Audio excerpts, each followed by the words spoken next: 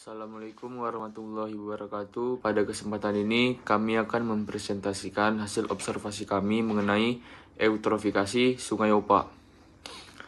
Observasi ini dilakukan oleh kelompok 2 kelas F yang beranggotakan yang pertama ada Naila Ahada Akmala, yang kedua Dimas Andrian, yang ketiga Yusuf Gani Akbar, yang keempat Dipufata Syadat 2 sebagai saya sendiri, yang kelima Muhammad Syafiq Atta Nazif, yang keenam ada Muhammad Rizky Ramadan, dan yang terakhir ada Meisya Azhar. Pada penelitian ini, kami mengamati kondisi sungai secara langsung untuk melihat tanda-tanda eutrofikasi, serta faktor penyebabnya.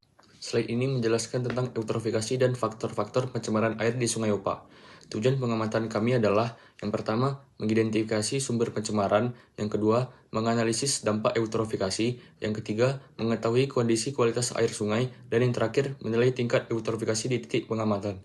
Sumber pencemaran utama kami ada 3, yaitu limbah domestik, limbah peternakan, dan limbah pertanian. Untuk menilai kondisi air tersebut, kami menggunakan beberapa parameter. Yang pertama ada pH air, yang kedua DO atau oksigen terlarut, yang ketiga BOD atau kebutuhan oksigen biologis, serta suhu dan tingkat kecerahan air. Dari ketiga sumber pencemaran tadi, terdapat polutan yang dapat memicu eutrofikasi, seperti yang pertama ada sabun, deterjen, dan sisa makanan yang mengandung nitrat dan fosfat. Yang kedua, pupuk kimia dan dari aktivitas pertanian, dan kotoran hewan ternak yang membawa amonia seperti bakteri E. coli dan salmonella. Alat yang kami gunakan meliputi sarung tangan, botol sampel, electrical conductivity, dan gelas kimia. Profil titik Sungai Opak. Sungai Opak Kabupaten Bantul, Daerah Istimewa Yogyakarta merupakan salah satu sungai yang rutin dipantau oleh DLH, yaitu Dinas Lingkungan Hidup Kabupaten Bantul. Hasil pemantauan menunjukkan beberapa segmen memiliki mutu air yang belum memenuhi baku mutu dengan indikasi peningkatan beban nutrien, terdapat nitrat dan fosfat yang dapat memicu eutrofikasi. Daftar alat untuk survei yaitu ada handphone, 3 botol sampel, sarung tangan, masker, serta alat tulis. Hasil sampel air, terdapat titik sampel di titik pertama yaitu Bendungan Blawong, terdapat indikator fisik. Yang pertama ada air tampak keruh, warna berubah. Indikator kimia menyatakan BOD meningkat karena banyak bahan organik yang perlu diuraikan. Yang kedua, ada DO yang menurun akibat banyak bahan organik yang perlu diuraikan. Pada titik kedua, di sektor pertanian terdapat indikator fisik yaitu air tampak keruh akibat erosi tanah pertanian. Yang kedua, ada padatan tersuspensi akibat aliran lumpur dari lahan pertanian. Pada indikator kimia terdapat nitrat dan fosfat meningkat karena pemakaian pupuk kimia. Yang kedua, ada pestisida toksik terhadap organisme air. Pada titik sampel ketiga yaitu sektor peternakan, terdapat indikator fisik, bau menyengat, amonia atau busuk, serta tanda pembusukan limbah biologis. Yang kedua, ada warna air berubah menjadi hitam atau kecoklatan akibat pakan hewan. Pada indikator kimia, terdapat amonia dan nitrat berasal dari urin dan feses hewan. Yang kedua, ada fosfat berasal dari feses dan urin hewan.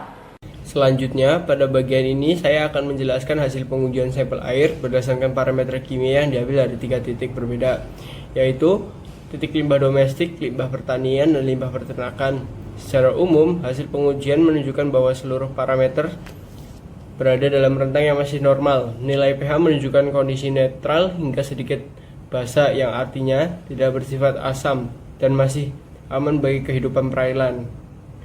Nilai TDS dan EC juga masih tergolong rendah, menandakan bahwa kandungan zat padat terlarut serta daya hantar listrik air belum menunjukkan indikasi pencemaran.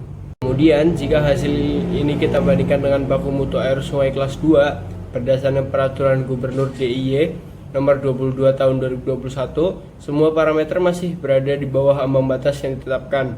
Hal ini berarti kualitas air Sungai Opak pada ketiga titik pengambilan sampel masih sesuai standar lingkungan, belum mengindikasi adanya pencemaran kimia berat dan tidak menunjukkan gejala eutrofikasi yang ekstrim. Secara keseluruhan, hasil ini mengabarkan bahwa kondisi air Sungai Opak di wilayah penelitian masih tergolong baik dan stabil, meskipun tetap perlu dilakukan pemantauan rutin agar kualitasnya tetap terjaga. Pengolahan wawancara, kita mendapati 4 narasumber. Untuk narasumber yang pertama adalah seorang petugas pengambat irigasi Bendung Blawong. Dengan hasil wawancara, air sungai jernih, debit besar, dan ketersediaan cukup. Terdapat banyak lumut dan tanaman di permukaan air. Aktivitas pencemaran, warga membuang sampah ke Sungai Opak sejak TPA ditutup. Dampaknya air tidak layak konsumsi namun ikan sangat banyak. Himbauan dari pemerintah harus diterapkan dan pembuangan sampah diminimalisir. Untuk narasumber yang kedua adalah seorang petani di tepi Sungai Opak. Dengan hasil wawancara adalah air sungai dinilai bagus namun terlihat dampak, yaitu terlihat sangat banyak lumut dan tanaman air pada Sungai Opak. Petani menggunakan pupuk kimia berjenis pusri. Aktivitas pencemaran air sawah langsung mengalir ke Sungai Opak. Masyarakat belum pernah mendapat sosialisasi tentang dampak limbah pertanian. Untuk saran, melakukan sosialisasi dengan mengenai dampak limbah pertanian dan pembuangan vegetasi penyangga. Oke, lanjut ke narasumber yang ketiga adalah seorang warga sekaligus pemilik peternakan di tepi Sungai Opak. Dengan hasil wawancara, air sungai dinilai jernih dan tidak adanya pertumbuhan lumut atau tanaman air. Aktivitas pencemaran terdapat pembuangan kotoran hewan. Sungai cukup bersih, namun saat hujan tercemar limbah rumah tangga dan limbah peternakan.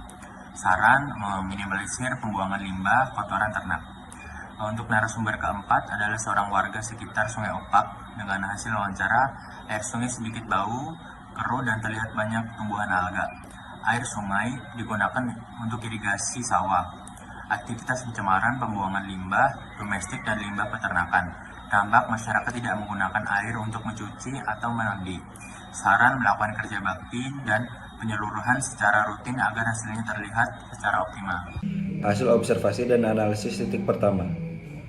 Limbah domestik. Air di Bendung Blawong dinilai baik secara kuantitas, jernih dan debit besar. Namun, sampel berbau tanah dan keruh menunjukkan pencemaran. Bukti utamanya adalah banyaknya lumut dan tanaman air di permukaan yang mengidentifikasikan eutrofikasi akibat nutrisi dari sampah domestik yang dibuang oleh warga sekitar. Meskipun debit besar, air dipastikan tidak layak konsumsi. Selanjutnya, hasil observasi dan analisis titik kedua. Limbah pertanian. Kondisi sungai di area pertanian terindikasi tercemar. Sampel berbau pupuk dan terdapat lumut. Pencemaran ini berasal dari limpasan air sawah yang kaya unsur hara, nitrogen, dan fosfor. Dari pupuk kimia yang langsung mengalir ke sungai, masukan nutrisi ini memicu eutrofikasi yang ditandai dengan pertumbuhan lumut berlebihan, meskipun air masih dinilai bagus secara visual oleh warga sekitar. Selanjutnya adalah hasil observasi dan analisis titik 3 limbah peternakan. Limbah peternakan kaya akan bahan organik, nitrogen, dan fosfor. Saat dibuang ke sungai, limbah ini menimbulkan bau akibat pembusukan dan memicu eutrofikasi serta pertumbuhan alga berlebih yang berpotensi menurunkan kadar oksigen terlarut. Akibatnya, kualitas air menurun, meningkatkan risiko bakteri, dan mengancam biota air.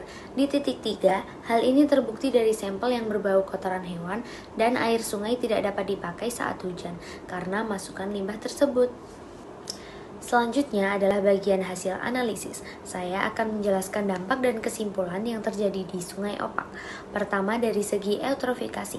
Sungai Opak mengalami eutrofikasi akibat masuknya limbah domestik, pertanian, dan peternakan. Hal ini ditandai dengan pertumbuhan lumut dan alga di permukaan sungai. Kedua, kualitas air menurun. Peningkatan BOD dan penurunan DO yang disebabkan oleh pembusukan limbah biologis menyebabkan air tidak layak konsumsi dan kualitas air menurun, serta meningkatkan resiko bakteri dan mengancam biota air. Ketiga, dampak sosial. Kenyamanan masyarakat berkurang karena bau dan keruh, sehingga air sungai kini tidak digunakan untuk mencuci atau mandi karena takut gatal. Kesimpulannya, berdasarkan hasil uji, meskipun nilai pH, TDS, dan EC masih berada dalam rentang normal untuk perairan alami, baku mutu kelas 2, Sungai Opak terindikasi tercemar secara biologis dan kimia oleh 3 sektor utama. 2. Pencemaran bersifat sporadis atau tak tentu, terutama saat hujan, dan memicu eutrofikasi yang ditandai oleh lumut berlebih, bau, perubahan warna air, serta nilai BOD, DO, nitrat, dan fosfat yang tidak ideal. Ketiga, berdasarkan data, tingkat pencemaran di Sungai Opak belum terlalu tinggi, sehingga proses self-purification masih berlangsung secara alami. Namun, jika beban pencemar terus meningkat, kemampuan ini bisa menurun dan tidak mampu menyeimbangkan kualitas air lagi. Baiklah, memasuki tahap yang terakhir, yaitu adalah hasil analisis. Nah, di sini kami akan memberikan solusi dan saran. Nah, untuk solusi dan saran itu tuh ada 4, yaitu untuk limbah domestik, limbah pertanian, limbah peternakan, dan solusi dan saran untuk umum. Nah, untuk limbah domestik yang pertama, yaitu adalah pemerintah perlu memastikan keberfungsian kembali TPA atau menyediakan sarana pengolahan atau penampung sampah sementara yang memadai, sehingga warga itu tidak membuang sampah ke sungai sembarangan. Nah, selanjutnya adalah penegak sanksi bagi pembuang limbah domestik ke sungai yang harus diperkuat. Jadi orang yang buang sampah ke sungai itu harus diberikan sanksi yang ketat. Gitu. Selanjutnya adalah solusi dan saran untuk limbah pertanian, yaitu adalah edukasi dan penerapan pertanian berkelanjutan dengan mengadakan sosialisasi yang mencakup teknik pemupukan berimbang dan penggunaan pupuk organik untuk mengurangi limpasan fosfat dan nitrat. Selanjutnya, membuat butter zone untuk memfilter limpasan air atau dapat dipertimbangkan dengan menciptakan sistem irigasi tertutup untuk meminimalkan runoff bahan kimia ke sumber air. Oke? Untuk solusi dan sarannya selanjutnya yaitu untuk limbah peternakan, yaitu adalah untuk mendorong pemilik peternakan mengolah kotoran hewan menjadi biogas atau pupuk kompos sebagai sumber pendapatan tambahan. Dan yang terakhir adalah untuk yang umum, yaitu adalah melakukan penyuluhan mengenai pentingnya mengenali limbah penyebab pencemaran sungai kepada warga sekitar Sungai Opak. Nah, selanjutnya yaitu mendorong implementasi himbauan dan peraturan pemerintah mengenai tata kelola limbah agar benar-benar diterapkan oleh warga. Ya baiklah, mungkin hanya ini presentasi yang kelompok kami bisa sampaikan. Kalau misalnya ada salah dan kurang baik untuk didengar, mohon dimaafkan. Akhirul kalam, wassalamualaikum warahmatullahi wabarakatuh.